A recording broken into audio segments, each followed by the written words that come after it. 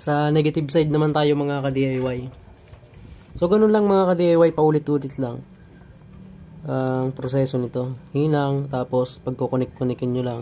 So dapat ang pipiliin yung battery ay yung walang self-discharge. Kumbaga mga ka-DIY, ito kasing klaseng battery na to, ang full charge nito ay 4.2 based sa specs. Ngayon, ang nominal voltage nito ay 3.7. Para sa akin mga ka-DIY, dahil ako may pang capacity test ako dito, yung Lito Calali 500. Ang kinukuha ko lang mga ka-DIY, kasi merong yan, yung tinatawag na internal resistance. Yun yung mga ka-DIY, hindi ko na kinukuha kapag nasa 60 pataas na internal resistance, hindi ko na sinasama yan. Pwede ko naman gamitin yan, pero pang sarili hindi ko na siya gagamitin para sa emergency light na aking binibenta ko. Hindi ko na siya gagamitin sa ganon, kasi baka in the long run baka magkaroon ng problema, so babalik sa atin yung unit. So hindi ko naman sinasabi na walang bumabalik sa akin na unit mga ka-DIY, inaasikaso ko naman yan. Kung magkaroon ng problema sa aking unit, kapag abot pa sa, halimbawa abot pa siya sa warranty, magre-replace ako niya ng bago, pinapalitan ko yan ng bago. So bali ang babayaran lang sa atin dyan, wala na, shipping fee na lang pala. Yung unit hindi na, parang mangyayari niyan, palit unit lang. Pero yung shipping fee sagot na ang customer. Pero sa service warranty naman, kapag sumobra na, halimbawa lumagpas na ng 6 months warranty, ano tayo dyan,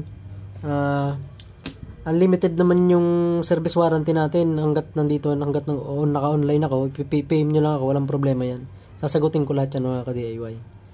So ganun pinagkaiba natin kapag umorder kayo ng through online na mura pag isa sa DIY. So ganun tayo mga ka-DIY. At kung gusto nyong matuto, mag-PM lang kayo sa akin, tuturo naman ako. Kung halimbawa hindi nyo masundan tong aking video sa paggagawa, pwede nyo ako dyan na i-PM. Sa ngayon kasi punti-unti lang muna tayong gumawa, gawa ng may nararamdaman pa tayong may masakit pang ating likod. So kailangan hindi muna tayo pwedeng tawag dito, gumawa matagal na nakaupo. Hindi pwede tayong matagal na nakaupo, at hindi rin pwedeng matagal na nakatayo. Yun yung advice ng doktor. So continue tayo sa battery mga ka-DIY. So ganito lang, hihinang nyo lang. Mas ang pinaka-importante, huwag ibabad yung soldering tip sa battery. Kumbaga parang segundo lang siya, kasi pwede siyang magkaroon ng problema sa battery performance niyan.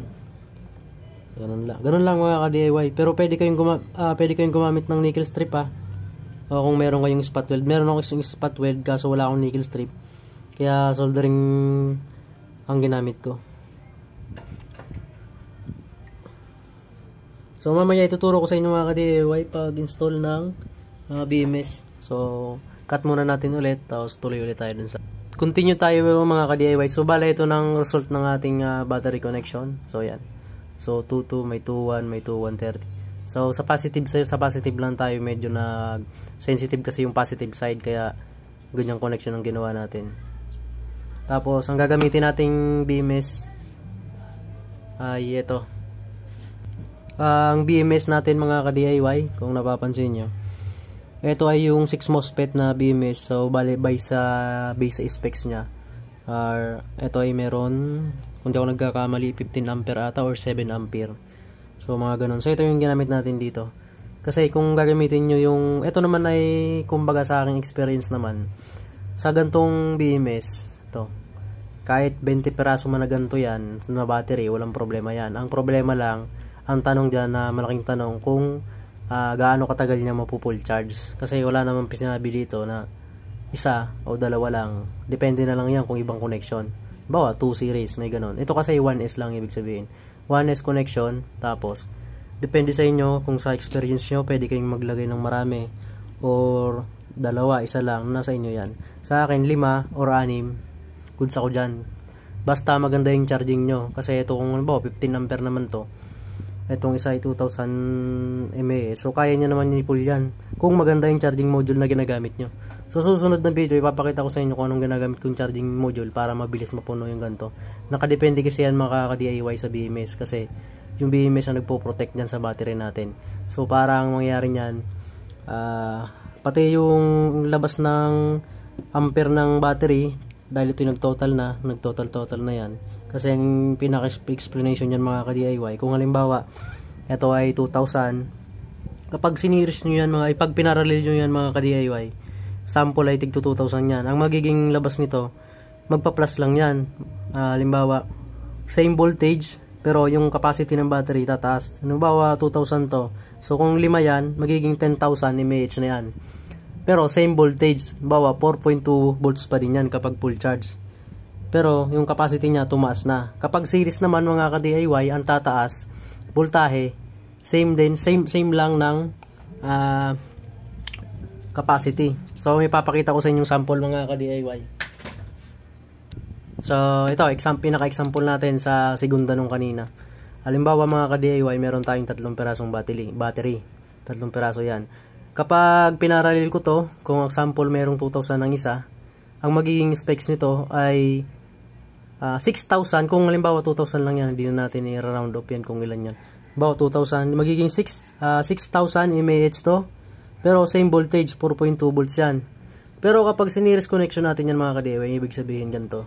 Yung sa last isang video natin yan, ganyan. Kung nakaganyan yan, ibig sabihin yan, na dito nagsimula yung 0 volt. 0, 4.2, 8.4, tapos 12.6. Ganyan mga ka-DIY Ang nagpa-plus dito mga ka-DIY, yung voltahe. So kapag meron na tayo dito 12.6 volts, halimbawa 2,000 mAh ang isa. Ang mangyayari niyan, 2,000 mAh pa rin, pero yung voltahe natin ay tumaas. So ganun lang mga ka-DIY, napakasimpleng explanation dyan. So continue tayo ulit ito sa ating BMS na ginamit. Susunod, gagawa naman tayo ng video connection naman para sa 3S connection, 4S connection. Or LiPo 4 battery naman tayo. Sa ngayon, ito lang muna ang may tuturo ko sa inyo dahil ito ay pagawa rin sa atin. So, sinasabay ko lang yung ating mga order sa atin plus tinuturo ko na din mga ka-DIY. So, continue tayo dito kasi itong connection nito mga ka-DIY, kung napapansin nyo. Ganyan. Halimbawa, ito. Sa likod niyan ay nakalagay Ang nakalagay ayan, kung napapansin nyo, B negative. Tapos, sa kabila, merong B positive. As is tayo dyan. Pag B plus, ibig sabihin yan, connected dyan sa battery positive. Yung B negative naman, connected dyan sa negative ng battery. Tapos naman, yung P negative, tsaka P plus, yan na yung magiging output ng battery natin. Diyan na tayo uhugot. Halimbawa, meron tayong ilaw. Diyan na tayo kukuha ng supply voltage dyan sa P minus at P plus natin dyan. So, i-connect ko lang mga ka-DIY. Ang ginagamit ko dyan mga ka-DIY na pang-connect ay ganito. Kung meron kayong ganito, double-sided, yan, ito ay adhesive, double-sided. So, pwedeng gamitin yan mga ka-DIY. Basta wag lang didikit sa battery natin. So, maganda pa naman ang insulation nitong battery. Kaya, safe pa yan. So, ito mga ka-DIY, ilalagay lang natin yan dito. Kanya-kanya naman tayo ng diskarte mga ka-DIY. Depende na lang. Ito lang naman ay hindi nyo pwede, guide lang naman to sa mga beginner na nagsisimulang gumawa ng battery. Pero sa mga marurunong na, nasa sa inyo naman kung magtuturo kayo, pero ako itinuturo ko to. So yan. Yun lang mga ka-DIY. Safe na tayo dyan, hindi na nakadikit yung sa battery natin. Tapos yung B plus natin, dahil sobra naman to, sobra naman yung wire nya, pwede nang putulin yan. Pero dito na ako gagamit ng pandikit sa BMS. So lalagyan na lang natin ng insulation yan. Diretso na tayo dyan. Kasi konting pagkaano mo lang dito mga ka-DIY, napakadelikado to kung hindi nyo alam yung karakteristik ng battery. Napakadelikado nito. Pero sa ganda, mas maganda tong battery ng ganito. Pero yung iba kasi natatakot, kaya ito magiging guide nyo. Magiging guide nyo to kung gagawa kayo para hindi kayo matakot sa ganitong klaseng battery. Kasi pag sinabi kasing lithium battery, ang sasabihin ng iba, sumasabog yan, delikado, nag-aapoy. Kung alam nyo lang ang tamang proseso ng paggawa, kahit ang battery nyo ay reuse, ito naman ginagamit kong battery ay reuse naman to. Na-reuse na to. Pero ang pinaka-the best dito mga ka-DIY, mataas pa yung capacity nito, gawa ng sa isang magkakasama kasi yan, hindi naman ibig sabihin na luma na yan, ay sira na yan. Meron lang kasing nagkakaroon ng problema, halimbawa isang battery lang bumigay, sira na yan, hindi nyo na maano yan. Kumbaga isa lang ang maging problema, damay-damay na. Kapag naka-series connection, mahirap na. So, ganun lang mga ka-DIY, meron na tayong ginamit na insulation. So, ang iingatan nyo lang, huwag magdikit dito sa negative yung battery. So, safe na tayo dyan, tapos ihinang ko lang ulit. So, hahaba yung ating video. Siguro, gagawin ko tong dalawang cut. So, yan. B+, sabi ko nga mga ka-DIY, yung B+ natin dito connected sa positive ng ating battery. So, ganun lang. Tapos yung itong negative, kahit hindi na natin lagyan ng insulation, kasi ang paliwanag ko mga ka-DIY, itong natatakpan ng battery na yan, negative side din naman yan. Kaya okay lang kahit hindi tayo maglagay dyan ng insulation.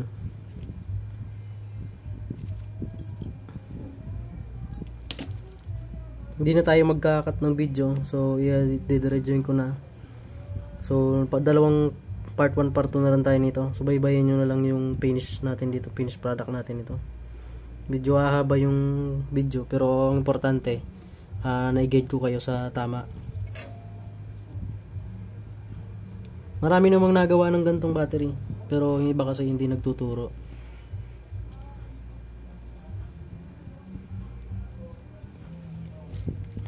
So dahil mainit yan mga ka-DIY, kailangan mayroon kayong pang ano dyan. Ayan. Tapos testingin natin mga ka-DIY kung may voltahe output. Testarin muna natin.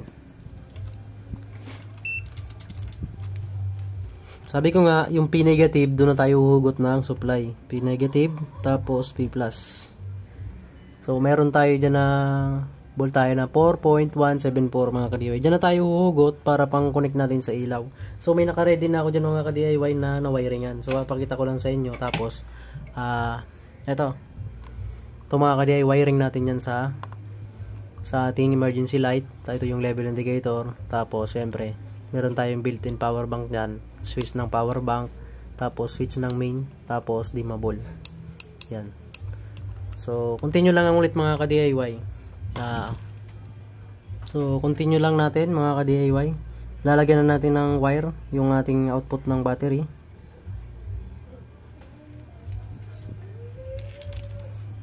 Ito na yung ating battery sa P negative at P+. So wag lang magkakamaling mag-short.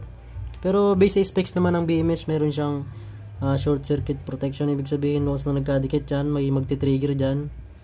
Tapos kapag sinarge nyo ulit, mag-okay ulit. Tapos P negative tayo. Yan, napakasimple lang mga ka-DIY oh. Kung meron kayong Bluetooth speaker o kahit na ano man na may battery ganito, so pwede kayong mag-upgrade. Pwede nyong gamitin to mga ka-DIY. Tapos, syempre naman, para presentable yung ating battery, so kailangan natin yan balutan ng shrink na pang battery. So, kailangan natin balutan mga ka-DIY para presentable yung ating battery. So, yun lang. Sukatin lang natin. Yan. Tabi muna natin yan. Para maganda pag ako kasi gumagawa ng ganito dati kasi nung nagsisimula ako okay na kahit walang balot, pero mas maigi kung may balot kasi once na nabasa yung unit natin dyan, yung battery natin, may protection siya. So magkano lang naman yung pang wrap, 3 meters 100 pesos. So marami na kayong mapagagamitan sa 3 meters na yan. So yan, babalutin lang na nakaka-DIY ganun o. Double check lang maigi lagi. Tapos yan.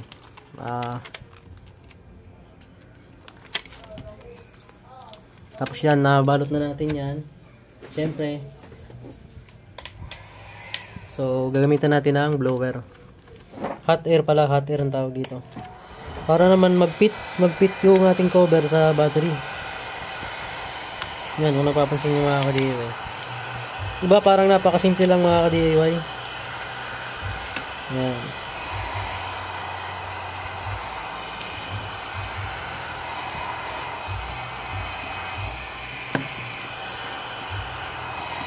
Hindi na tayo magba-background music, gawa ng nakaka-copyright tayo.